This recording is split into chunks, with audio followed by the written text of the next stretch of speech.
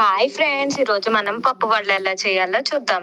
దీనికోసం ముందుగా నానబెట్టిన రైస్ ని మిక్సీ ఆడుకోవాలి. దాంతో పాటుగా ఈ సగ్గు బియ్యాన్ని నానబెట్టాలి, అలానే ఈ పప్పుని నానబెట్టాలి. ఇందాక నానబెట్టిన రైస్ నానబెట్టిన తర్వాత మిక్సీ చేయాలి. దాన్ని ఇలా జల్లించుకొని పిండిలా చేసుకోవాలి, లేదంటే మనం పిండి మరక ఇవ్వచ్చు. దాని తర్వాత ఒక అల్లం ముక్క, 2 పచ్చిమిర్చి, కొంచెం కరివేపాకు మనం ఇలా ఒక రోల్లో వేసుకొని దంచుకోవాలి. మనం చేసేది తక్కువ క్వాంటిటీ కాబట్టి తక్కువ తక్కువ తీసుకున్నాం అనమాట. దీన్ని నెమ్మదిగా అలా దంచుకొని పేస్ట్ లా చేసుకోవాలి. ఆ పేస్ట్ ని ఇందాక మనం తయారు చేసిన పిండిలో వేసుకొని కొంచెం జీలకర్ర, కొంచెం సాల్ట్, అలానే ఇప్పుడు చూపించే ఇంగ్రీడియంట్స్ కూడా యాడ్ చేయాలి. మనం నానబెట్టుకున్న పప్పు, కొంచెం కారం, కొంచెం నెయ్యి,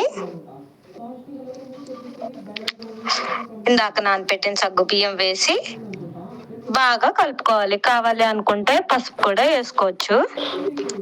ఇప్పుడు హాట్ వాటర్ ని తీసుకొని కొంచెం కొంచెంగా వేసుకొని అలా గరిటెతో కలుపుకోవాలి.